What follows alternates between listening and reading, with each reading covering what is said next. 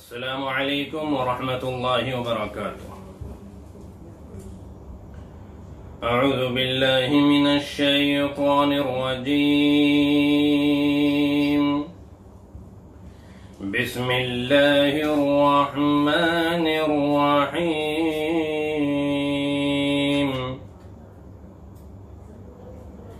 وَإِذَا تُتْلَى عَلَيْهِ آيَاتُنَا وَلَّى مُسْتَكْبِرًا كَأَن لَّمْ يَسْمَعْهَا كَأَنَّ فِي أُذُنَيْهِ وَقْرًا فَبَشِّرْهُ بِعَذَابٍ أَلِيمٍ۔ إِنَّ الَّذِينَ آمَنُوا وَعَمِلُوا الصَّالِحَاتِ لَهُمْ جَنَّاتُ النَّعِيمِ خَالِدِينَ فِيهَا وَعْدَ اللَّهِ حَقًّا وَهُوَ الْعَزِيزُ الْحَكِيمُ۔ خلق السماوات بغير عمد ترونها وألقى في الأرض رواسي أن تميد بكم وبث فيها من كل دابة وأنزلنا من السماء ماء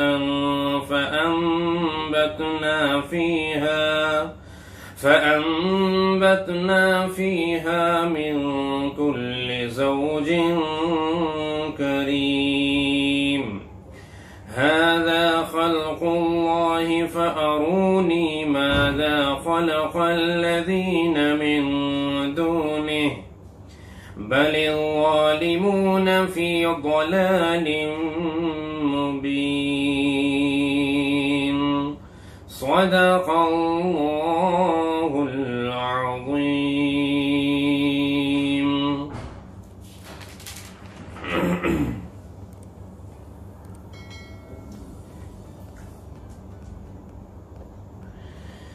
یہ سورہ لقمان کی آیت نمبر 7،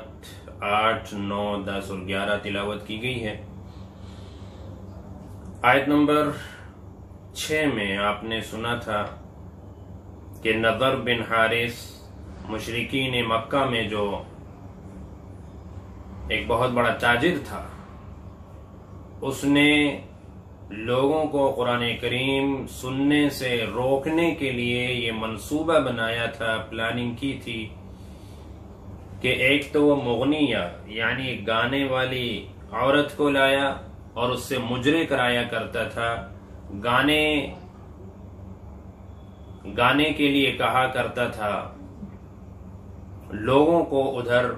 متوجہ کرنے کے لیے تاکہ لوگ قرآن کریم نہ سنیں، گانے سنیں، اور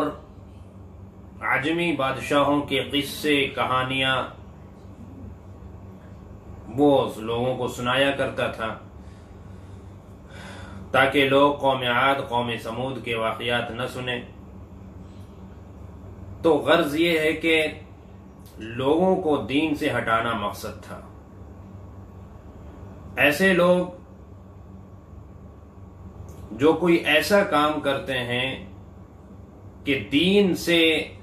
لوگ ہٹ کر اور دنیا اور لہو و لعب اور بیکار کی چیزوں کے اندر مشغول ہو جاتے ہیں، ایسے لوگوں کا کیا انجام ہوگا، اللہ رب العزت نے آیت نمبر 6 کے اندر بیان کر دیا کہ اولئک لہم عذاب مہین، وہ بہت ہی دردناک اور ذلت والے عذاب کے اندر ہوں گے۔ ہر امتی کو اس بات کی کوشش کرنی چاہیے کہ اگر وہ دین کی خدمت نہیں کر رہا ہے تو کم از کم رکاوٹ بھی نہ بنے۔ اول تو یہ جان مال اس نے دیا ہے تو اس کو اللہ کے کاموں میں، دین کے کاموں میں لگائے، لیکن اگر اس بات کی توفیق اسے نہیں مل رہی ہے اور وہ دین کے کام میں نہیں لگا رہا ہے، دین کی خدمت نہیں کر پا رہا ہے، تو کم از کم بھئی رکاوٹ بھی تو نہ بنے نا۔ رکاوٹ اگر بنا تو ایسا نہ ہو کہ کل قیامت کے دن اس کا حشر، اس کا شمار بھی ایسے ہی لوگوں کے ساتھ ہو۔ اللہ تبارک و تعالی نے آیت نمبر 7 میں ان لوگوں کی ایک حالت کا اور ذکر کیا کہ جب ان کے سامنے قرآن کریم پڑھ کر سنایا جاتا، قرآن کریم کا کوئی مضمون پیش کیا جاتا تو ولّا مستکبرا، وہ تکبر کرتے ہوئے پیٹ پھیر کر وہاں سے نکل جاتے، یعنی کہ ایسے بن جاتے جیسے ہم قرآن کریم کی کوئی آیت کوئی بات انہوں نے سنی ہی نہیں. یعنی یہ ایک طرح سے قرآن کریم کی توہین بھی کرنا مقصد تھا ان کا، قرآن کریم کا مذاق، اس کی حقارت اور اپنی بڑائی اور تکبر اور غرور. تو وہ ایسا ہو جاتا تھا جیسے کہ اس نے سنا نہیں. اللہ فرما رہے ہیں کہ کأن فی اذنیہ وقرا، گویا کہ اس کے کان بہرے ہیں، گویا کہ اس نے کچھ سنا ہی نہیں ہے، انسنا کر دیا کرتا تھا. تو اس طرح کا مزاج بنا لینا کہ قرآن کریم اور قرآن کریم کی بات کو ہمارے کان سننا پسند نہ کریں اور ہمارا دل قرآن کریم سننے کو نہ چاہے، تو یہ بہت ہی بڑی محرومی کی بات ہے. اگر کوئی قرآن کریم نہیں سن رہا ہے، اگر کوئی قرآن کریم کو سننا نہیں چاہ رہا ہے، اس کا دل نہیں لگ رہا ہے. ایک تو ہوتا ہے کہ بہت دیر سے سن رہے تھے، چلو اب کچھ دیر کے لیے وقفہ ہو جائے، یہ ایک الگ بات ہوتی ہے. لیکن ایک یہ کہ جہاں قرآن کی بات کی جائے فوراً جہاں قرآن کی بات کی جائے فوراً وہاں پر ایک چڑچڑاپن ہو جاتا ہے، ایک دل اچاٹ ہو جاتا ہے، دل نہیں لگتا. تو بھئی ایسے لوگوں کو پھر اپنی فکر کرنی چاہیے، کیونکہ جب گناہ بہت زیادہ کرتے ہیں تو گناہ کرتے کرتے دل ایسا سیاہ ہو جاتا ہے کہ اگر دنیا جہاں کی بات کی جائے تو بہت من لگے گا اور گھنٹوں بیٹھ کر سنیں گے، پوری رات بھی گزر جائے گی تو پرواہ نہیں. گانے بجانے کی محفلیں ہو، کھیل کود کا کوئی میدان ہو، کوئی فحش ناول اپنے پاس ہو، اس کو پڑھتے پڑھتے پوری رات گزار دیں گے، یا کوئی اور ڈرامہ ہو، سیریل ہو، ٹی وی ٹیلی ویژن کے چینلز ہوں، اس میں ہمیں کوئی دقت نہیں. لیکن جہاں قرآن کی بات ہوگی، جہاں دین کی بات ہوگی، بس اب کیا کریں گے بھئی، وہاں من نہیں لگے گا، وہاں سے اٹھنا چاہیں گے، بھاگنا چاہیں گے، کوئی دوسرے عذر سامنے آئیں گے. اللہ فرماتے ہیں کہ جو لوگ تکبر کی بنا پر، یعنی کہ قرآن کریم کو حقیر سمجھ کر، اس کو کم درجے کا سمجھ کر اگر اس سے لاپرواہی برتتے ہیں، بے اعتنائی، یعنی کہ اس سے پیٹ پھیرتے ہیں اور اس کو سننا نہیں چاہتے، فبشرہ بعذاب علیم، ایسے لوگوں کو دردناک عذاب کی بشارت سنا دیجیے، خوشخبری سنا دو ان کو، بہت جلد وہ گرفتار ہوں گے اللہ کے یہاں. کیونکہ یہ کلام کسی اور کا نہیں ہے، یہ اللہ تبارک و تعالی کا کلام ہے. اگر کسی دوست کا کوئی میسج آ جائے، اس کو بڑی چاہت کے ساتھ انسان پڑھنا بھی چاہے گا، پڑھنا نہیں جانتا تو سننا چاہے گا، لیکن رب کریم جو خالق و مالک ہے، اس کا کلام اگر سنایا جا رہا ہے یا اس کا کلام اگر پڑھنے کے لیے کہا جا رہا ہے تو اس میں من نہیں لگ رہا، تو یہ بہت ہی افسوس کی بات ہے. ہاں، وہ لوگ جو اللہ پر ایمان لائے، جن کا قرآن کریم سننے میں دل لگتا ہے، جو اچھے کام کرتے ہیں، جو نماز کی پابندی کرتے ہیں، تلاوت کرتے ہیں، قرآن کریم پڑھتے بھی ہیں، اس کو سمجھنے کی بھی کوشش کرتے ہیں اور ان کا من لگتا ہے، ان کا دل لگتا ہے قرآن کریم کے اندر، اللہ فرماتے ہیں کہ لہم جنات النعیم، وہ ہمیشہ رہنے والے باغات میں ہوں گے، یعنی ایسی جنت ان کو ملے گی جو ہر طرح کی نعمتوں سے پر ہوگی، ہر طرح کے عیش و آرام وہاں پر ہوں گے. ایسے باغات اور ایسی جنت کے اندر اللہ تبارک و تعالی ان کو داخل کریں گے. اور یہ کوئی عارضی تو وقت کے لیے نہیں، یعنی کہ کچھ وقت کے لیے کر دیا، سال دو سال یا کچھ وقفے کے بعد، کچھ وقت گزرنے کے بعد وہاں سے ان کو واپس بلا لیا جائے یا وہ نعمتیں لے لی جائیں، ان سے چھین لی جائیں. اللہ فرماتے ہیں خالدین فیہا، ہمیشہ ہمیشہ رہیں گے اس کے اندر، ہمیشہ ہمیشہ.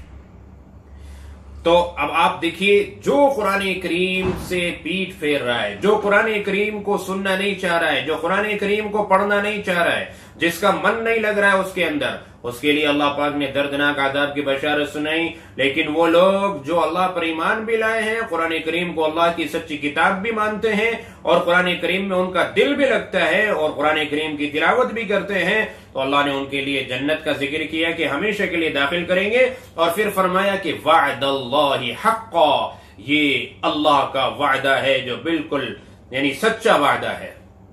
یہ اللہ کا بالکل پکا اور سچا وعدہ ہے، پکا سچا وعدہ.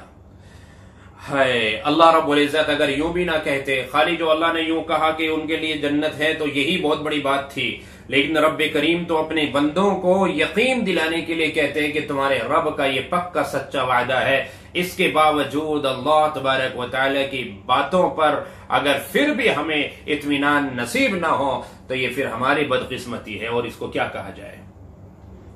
دنیا جہاں کے لوگ اگر ہم سے کوئی وعدہ کرتے ہیں، اگریمنٹ کرتے ہیں، اور وہ کہتے ہیں کہ فیوچر میں آپ کو یہ سہولت ملے گی، یہ پلاننگ ہے، یہ پلان ہے ہمارا، یہ پلان ہے ہمارا، اس کو سمجھیے، یہاں انویسٹ کیجئے، یہاں انویسٹ کیجئے، تو ہمیں ان کی باتوں پر یقین آ جاتا ہے۔ لیکن رب کریم کہہ رہا ہے یہ تمہارے رب کا سچا پکا وعدہ ہے، اگر تمہارا ایمان مضبوط رہا، نیک اعمال پر قائم رہے، اللہ کے کلام کی عظمت اپنے دل کے اندر بٹھائی، اللہ کے کلام سے تم نے محبت کی، اللہ کے کلام کو سیکھا، اس کی تلاوت کی، اور اپنے بچوں کو پڑھایا اور اپنے بچوں کو سکھایا، چونکہ انسان جب ہی سکھائے گا جب اس کی عظمت، اس کی محبت دل کے اندر ہوگی، تو پھر اللہ پاک کتنا مضبوط پختہ وعدہ کر رہے ہیں۔ وَهُوَ الْعَزِيزُ الْحَكِيمُ، وہ بڑا زبردست حکمتوں والا ہے، وہ اتنا زبردست طاقتور ہے کہ کوئی اس کو وعدہ پورا کرنے سے روک نہیں سکتا۔ اللہ تبارک و تعالی جب اپنا وعدہ پورا کریں گے تو کوئی نہیں ہے کہ جو بیچ میں رکاوٹ بن سکے، کوئی نہیں ہے کہ جو اللہ کو اپنا وعدہ پورا کرنے سے روک سکے۔ اس لیے اللہ فرما رہے ہیں وہ بڑا زبردست ہے اور حکمتوں والا بھی ہے کہ اس نے اس وعدے کو پورا کرنے کا ایک دن متعین کیا ہے، جس کو قیامت کہتے ہیں۔ یہ قیامت کے آنے کے بعد ہوگا، دنیا میں نہیں۔ دنیا چونکہ یہ دار الامتحان ہے، دار العمل ہے، کام کرنے کی جگہ ہے، آزمائش کی جگہ ہے۔ اگر تمہیں اس کی یعنی رب کریم کی قدرت اور اس کی طاقت پر اگر تمہیں یقین نہیں ہو رہا ہے، اور اگر اب بھی تم باطل کی طرف جھک رہے ہو، اگر اب بھی اللہ کے وعدے کو تم وعدہ نہیں سمجھ رہے ہو، اور تمہیں اللہ کے اس مضبوط وعدے پر اطمینان جو حاصل ہونا چاہیے وہ نہیں ہو رہا ہے، تو اللہ فرماتے ہیں کہ تم میری کائنات میں غور کر کے دیکھ لو کہ تمہارے رب نے اس کائنات کو کس طرح سے بنایا۔ خلق السماوات بغیر عمد، اس نے آسمانوں کو بغیر ستون کے بنایا، کوئی پلر نہیں ہے۔ آپ دیکھیے تمہارا رب کمزور نہیں ہے، تمہارا رب ایسا قدرت والا طاقت والا ہے، اتنا بڑا آسمان بغیر ستون کے اس نے قائم کر دیا۔ ترونہا، تم اپنی آنکھوں سے اسے دیکھ رہے ہو، تم نے جنت کو نہیں دیکھا، کوئی بات نہیں، تم یہ سمجھتے ہو کہ قیامت کب آئے گی، کب جنت ملے گی یا نہیں ملے گی، یہ سب بعد کی باتیں ہیں، ابھی وعدہ کیا جا رہا ہے، پتہ نہیں ہوگا یا نہیں ہوگا۔ اللہ فرما رہے ہیں تم اس کائنات کو تو دیکھ رہے ہو نا، یہ تو ابھی تمہارے سامنے ہے، تم آسمان کو تو دیکھ رہے ہوں گے، کیسے اس رب کریم نے بغیر ستون کے اسے کھڑا کیا ہے۔ وَأَلْقَى فِي الْأَرْضِ، اور کیسے اس نے زمین پر پہاڑوں کو نصب کیا۔ وَأَلْقَى فِي الْأَرْضِ رَوَاسِيَ، اس زمین پر پہاڑوں کو اس نے نصب کیا، پہاڑوں کو بچھایا، اور جہاں اس نے چاہا وہاں بچھایا، ایسے بھاری بھرکم اور ایسی پلاننگ کے ساتھ کہ اس پلاننگ کو اللہ کے علاوہ کوئی سمجھ نہیں سکتا کہ کہاں کتنے پہاڑ نصب کرنے چاہیے، کتنے نیچے گہرائی میں ہونے چاہیے، زمین کے کس حصے میں ضرورت زیادہ ہے۔ اللہ تبارک و تعالی نے اپنے علم کے مطابق کہ تاکہ یہ زمین تمہیں لے کر کسی ایک طرف نہ جھک پڑے، یہ پانی کے اوپر ہے، اس میں تیز لہریں بھی آتی ہیں، سمندر کی لہریں بھی اٹھتی ہیں، وہ جوش بھی مارتا ہے سمندر، ایسا نہ ہو کہ وہ کسی ایک جانب زمین کو اوپر اٹھا دے اور دوسری جانب سے زمین نیچے پانی کے اندر دھس جائے، جھک پڑے۔ اللہ فرماتے ہیں کہ ہم نے پہاڑوں کو بچھایا ہے، ہماری حکمت عملی کو یہاں دیکھو، ہماری قدرت کو یہاں دیکھو، آسمان کیسے بغیر ستون کے ہم نے قائم کر دیا، ہم نے زمین پر کیسے بڑے بڑے بھاری بھرکم پہاڑوں کو نصب کر دیا۔ وَبَثَّ فِيهَا مِن كُلِّ دَابَّةٍ، اور اس سرزمین پر ہم نے ہر طرح کے جانور اور چوپایوں کو پھیلا دیا۔ یہ طرح طرح کے جانور، ان کے سائز، ان کے نقشے، ان کے فوائد اور ان کے اپنے اپنے کام، ان کی اپنی اپنی ذمہ داریاں، یہ مختلف رنگا رنگ کے جو اللہ تبارک و تعالی نے مختلف قسم کے جو اللہ نے جانور جس سے انسانوں کے بے شمار منافع اور ان کے فوائد وابستہ ہیں، اللہ پاک نے اس سرزمین پر پھیلائے ہیں، سوائے اللہ کے یہ کام کوئی اور کو نہیں کر سکتا تھا، ہرگز نہیں۔ وَأَنزَلْنَا مِنَ السَّمَاءِ مَاءً، اور اس نے آسمان سے پانی برسایا۔ اور پانی برسانے کے بعد فَأَنبَتْنَا فِيهَا مِن كُلِّ زَوْجٍ كَرِيمٍ اس میں سے ہر قسم کے جوڑے اس نے پیدا کیے، پھل پھول اور پیڑ پودے۔ اس میں چونکہ جو یہ پیڑ پودے ہوتے ہیں، پھل پھول ہوتے ہیں، اس میں نر اور مادہ بھی ہوتا ہے۔ یہاں اس لیے اللہ تبارک و تعالی زوجن کریم فرما رہے ہیں کہ بہت ہی خاص، کریم بہت ہی خاص، چاہے آپ اس کو ترجمہ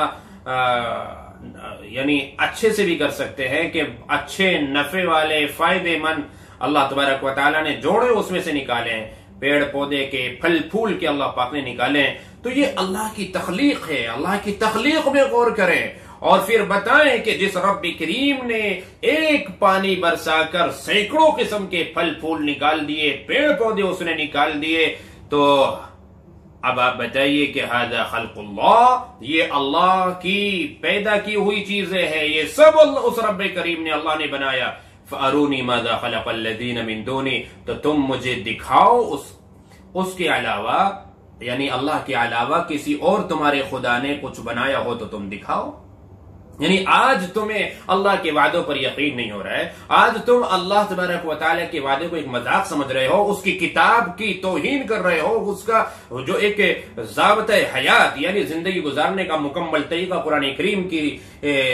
شکل میں جو اس نے ہمیں دیا ہے، اس کی کوئی اہمیت تم نہیں سمجھ رہے۔ اللہ فرما رہے ہیں تو ٹھیک ہے، جس رب کوئی اور خدا اگر تمہاری نظر میں ہے تو تم بتاؤ تمہارے اس خدا نے کچھ بنایا، تمہارے لیے کچھ پیدا کیا؟